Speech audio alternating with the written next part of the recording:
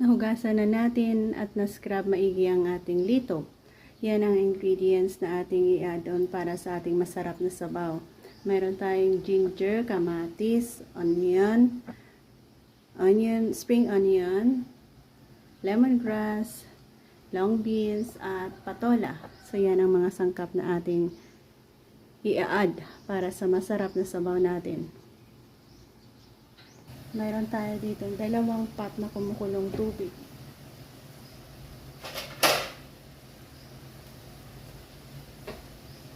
Sa unang pot natin, i-add natin dyan ang lemongrass, kamatis, ginger, at ang ating onion.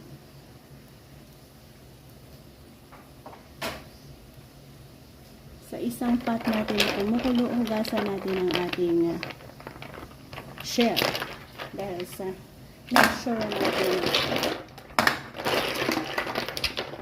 hihigop tayo ng clean sabaw nito.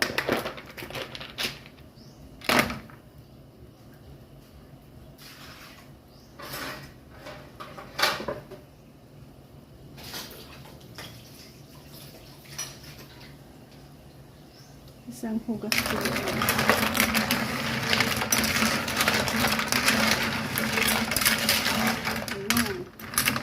Ilagay natin dito. Direkta natin ilagay ang mga nag-open up na.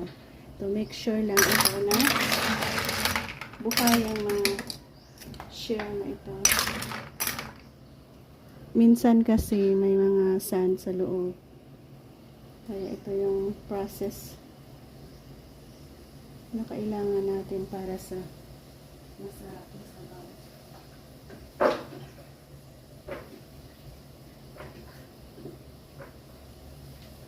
Pwede na natin i-add ang long beans at patola natin.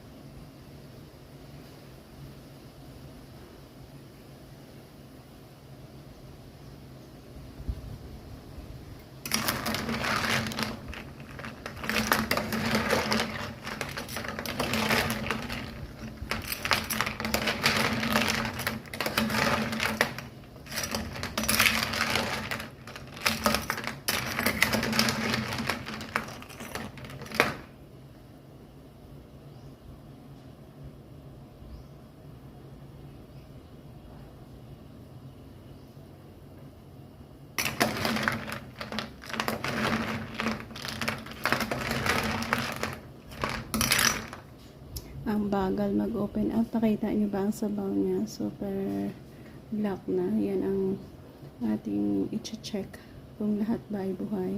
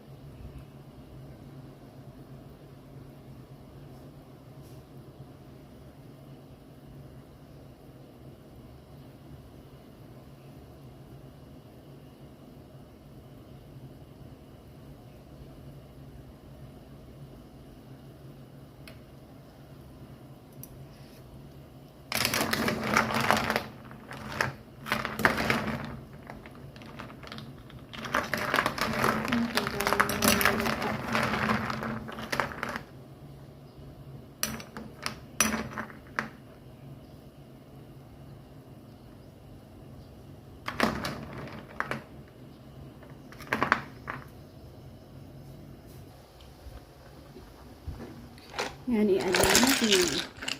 And then, mag-add tayo ng asin. At i-add natin ang ating spring onion. So, naibahagi ko na naman sa inyo ang paraan ng ating pagluluto dito. Isa ng masarap na sabaw ito, guys.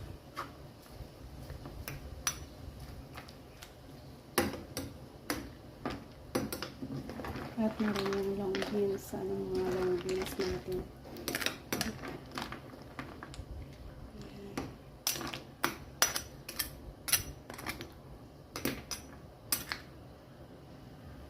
Ayan, sarap ulam. Sarap na sabaw ito.